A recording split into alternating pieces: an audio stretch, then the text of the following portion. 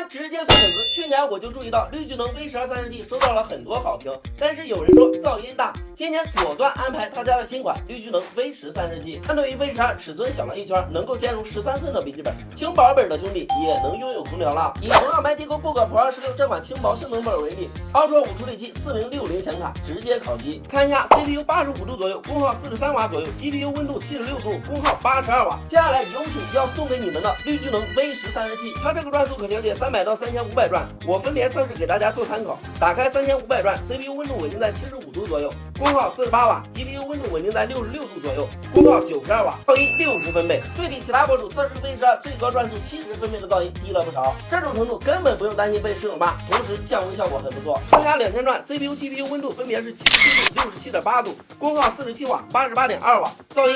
55分贝。对比未使用散热器还能降个10几度，功耗提升了10%左右，中等转速的降温情况也很甜。再来测试一下800转，50分贝的噪音，比我室友的那台老电脑自带的风扇噪音还要小。CPU、GPU 温度分别是81度、72度，功耗是48瓦、87瓦，但我还是蛮意外的。CPU、GPU 的温度对比2000转，只是提升了4度左右。再实测下游戏体验的散热情况，以3D 大作赛博朋克2077为例 ，V10散热器拉到我最喜欢的甜点2000转，平均帧率可以达到93帧，电脑表面温度36.8度，而没有用散热器的情况下，只有86帧，表面温度46.8度。测试下来，温度降来的同时，性能也得到了充分的释放。最后看看配置颜值和散热效果一样吧，有多种 RGB 灯光模式，电竞氛围直接拉满，底部还贴心的配备了可拆卸的防尘棉，直接过滤掉灰尘，背面还有挺多的托篮口，诚意给的很足。有啥说啥，天气越来越热了，笔记本的温度也是一路飙升，动不动就卡成掉帧，所以这款绿巨能 V10散热器，你们想不想要？